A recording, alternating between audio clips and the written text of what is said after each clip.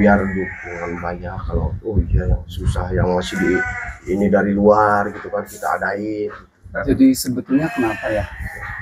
Ya kalau dibilang sih kita itu emang mungkin di Kuningan itu kurang minat orang untuk sektor ini ya. Pertama itu. Yang kedua, kalaupun mereka ada yang minat bercocok tanam kaitannya dengan kangkung, sayuran dan komoditi pokok lainnya, tetap kita harus punya pembeda. Nah pembedanya itu ya di sini organik. Iya organik. Tadi waktu survei ke apa di pasar Ciawi gimana? Ya waktu di survei itu kebanyakan untuk sayuran daun itu dikirimnya dari daerah Cirebon, dari daerah Jawa. Padahal Kuningan ini ya secara apa? Secara geografis gitu untuk sayuran benar-benar ya. Kenapa semua itu ada dari luar gitu? Dari apa?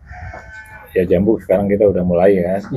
Dari pepaya. Pepaya kan itu dari Tasik Ciamis katanya gitu. Orang Kuningan sendiri nggak nanam. Iya betul. Itu dari sayuran. Padahal kan lereng Gunung Ciremai itu potensial banget. Sayuran cocok banget. Gitu. Pengecekan profesor juga kemarin kan bagus ya Pak. Ya. Nah, apa aja kemarin? Dan Yogi punya ide nih untuk tanaman yang akan kita tanam buat nanti mensuplai sayuran daun yang di Ciawi. Apa aja tuh yang pertama ada bayam, terus yang kedua sawi, yang ketiga pakcoy, yang keempat kangkung, dan yang kelima ada cabai rawit Pak. Ya, itu kenapa Yogi memilih yang 5 jenis tadi? Karena yang 5 jenis tanaman tadi selain tumbuhannya cepat panen ya Pak, waktunya singkat, terus daripada kita jauh-jauh nyari dari sana, ini kita suplai dari sini. Nah, kita akan punya keunggulan kesegaran karena nanam di sini. Kalau dari Jawa atau dari Cirebon kan di perjalanannya aja perlu waktu dan kesegarannya juga pasti berkurang. Kemudian dari sisi biaya transportasi juga dari jauh kan harusnya menjadi keunggulan kita gitu. Kalau kita bertanam di tempat sini. Nah, pasar kita itu cukup besar sebenarnya, Pak. Bisa pasar Ciawi, Turagung, kecamatan sekitar lah. Kemudian semua pedagang keliling itu kita data, kita minta nomor teleponnya kalau bisa. Yang kita juga ada beberapa, ada yang apa Tedina dan lain-lain ya. Nah, itu kita bikin database, kita coba untuk kebutuhan apa sayurannya dari kita. Sampaikan bahwa ini prosesnya adalah organik gitu. Nah, mudah-mudahan memang kalau di bisnis pertanian itu kita harus ini ya, lebih ke kalau saya hitung ya angkanya itu sangat tipis gitu. Dari satu apa bungkus apa bibit itu berapa 50.000 ya? Ya, 50.000. Kalau seandainya ditanam dijual per ikat 200 hanya 200.000, belum biaya lain-lain. Nah itu menurut saya di pertanian itu harus lebih ke keikhlasan gitu. Sosial, ya sosial juga enggak lah gitu ya, tetap ada profit, cuman memang pertanian kita ini beda dengan petani di luar negeri ya. Mereka itu di luar negeri katanya harga sudah dipatok sama pemerintah, jadi di samping fasilitas gitu kayak di Taiwan gitu kan, lahan itu air udah disiapkan, transportasi jalan udah disiapkan, jadi petani itu tinggal ngegarap aja gitu. Infrastrukturnya tuh sama pemerintah udah disiapkan, dan pasar ada jaminan harga yang ditetapkan oleh pemerintah. Nah, kita di Indonesia kan ya kita sekarang merasakan nyari pupuk aja susah. Kemudian pas panen, waktu cabai pas panen ngedrop harganya. Anjlok. Ya, itu kenapa kalau saya lihat teman-teman dari IPB itu jarang yang bertani ya. Malah banyaknya di perbankan di tempat lain. Karena mereka mungkin udah ngerti dan udah tahu, udah hitung-hitungannya. Sebelum apa memulai dia udah tahu ini nggak kurang begitu prospek gitu. Akhirnya mereka pada berkiprah di bidang non pertanian gitu. Nah kita merasakan selama 6 bulan ya, memang harus banyak ikhlas dan banyak tawakalnya ya. Bertani ini harus lebih kepada ya amal lah gitu ya. Dengan adanya karyawan yang kita kerja di sini juga alhamdulillah sudah merupakan keuntungan gitu. Tapi untuk mencari profit yang besar di dalam pertanian itu agak sulit ya. Jadi kita ya ikhlas dan ya harus meluruskan niat gitu. Tapi coba kita jalani aja di sayuran. Sayuran ini kan hanya berapa hari? Untuk kangkung itu 30 hari sama bayam. Nah untuk sawi pakcoy itu 2 bulan Pak. 2 bulan ya.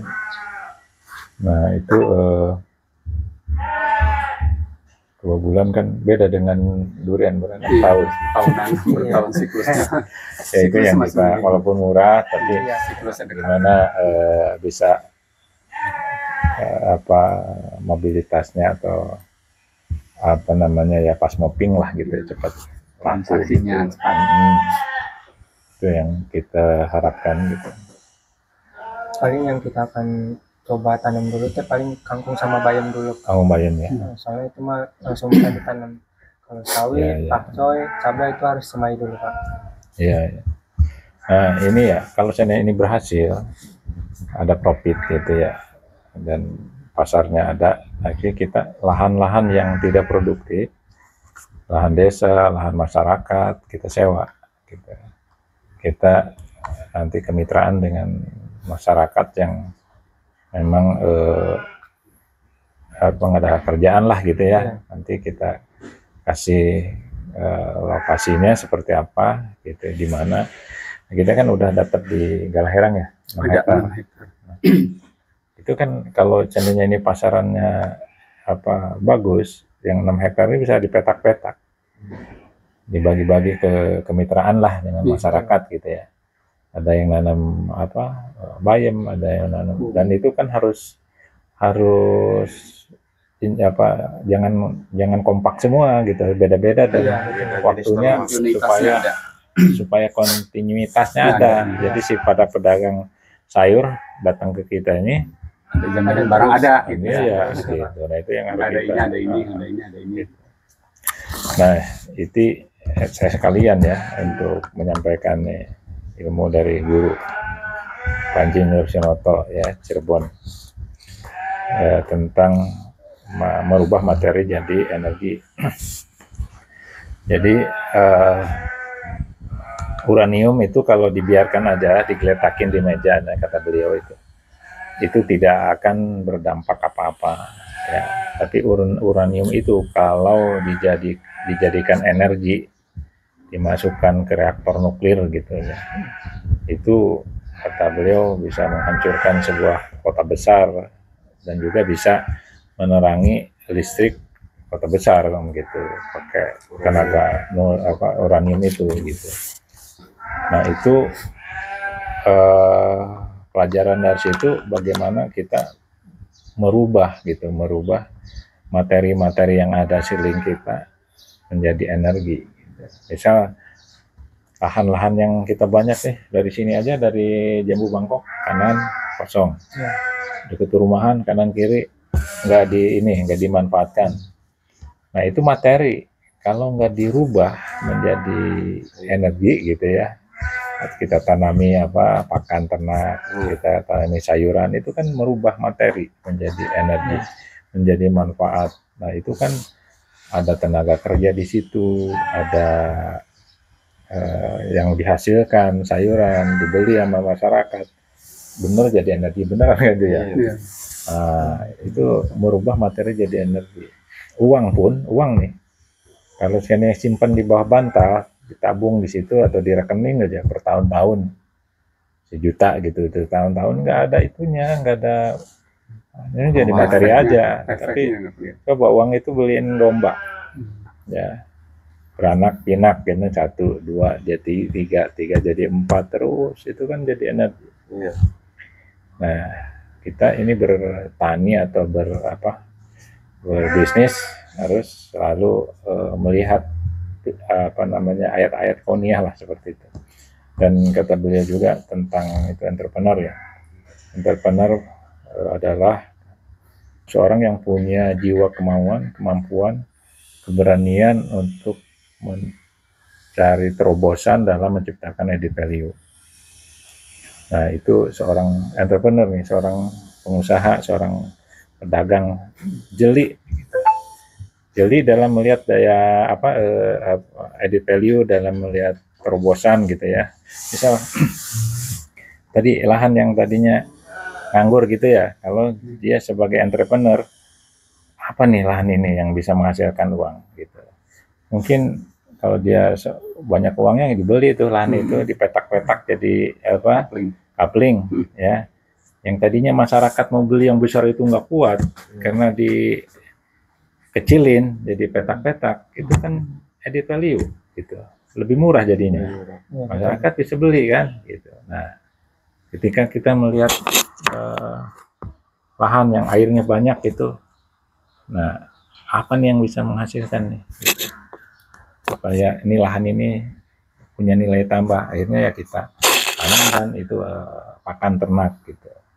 Nah, itu juga menjadi added value ya. Jadi kalau kita menjadi seorang yang pandai melihat dan membuat terobosan, kita akan semacam daya endus kita itu akan tajam melihat uang gitu, lihat peluang gitu. Nah, ini Yogi yang masih muda-muda gini harus belajar dari para pebisnis atau para pedagang yang sukses. Mereka sesungguhnya bisa menciptakan added value. Siapapun pedagang yang sukses pasti dia bisa menciptakan added value di masyarakat.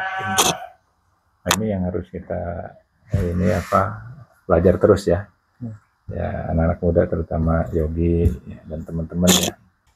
Ya mungkin gini, diskusi ini yang kita coba diliput ke YouTube ya, barangkali nanti para pemirsa yang lihat bisa memberikan kami masukan atau ide-ide bagaimana bertani organik dan bertani secara keseluruhan, gimana bisa menghasilkan gitu ya, karena kita juga kan belajar nih gitu. Ya, betul Pak. Terkait itu ya kayak yang tadi materi jadi energi ya, betul itu ya. Nah, cuman kan kita tuh di sini energinya diharapkan energi yang positif gitu. Dalam arti energi kalau bom atom jadi merusakkan ya. Nah, ini kita mah ya menjadi bisa menerangi kota besar. Nah, seperti halnya dengan proses pertanian ya, energi yang akan kita ledakan itu sebuah terobosan baru untuk dunia pertanian yang lebih ada kepertimbangan kita ke alam dan ke manusia sekitar lingkungan. Jadi itulah dengan sistem organik itu kan daya ledaknya ya positif ya. Ketimbang kita modalkan beli pupuk kimia kita ulah, itu kan jelek ya daya ledaknya. Diharapkan seperti itu. Ya, kita tunggulah teman-teman memberikan komentar, memberikan masukan ya tentang bertani organik ini.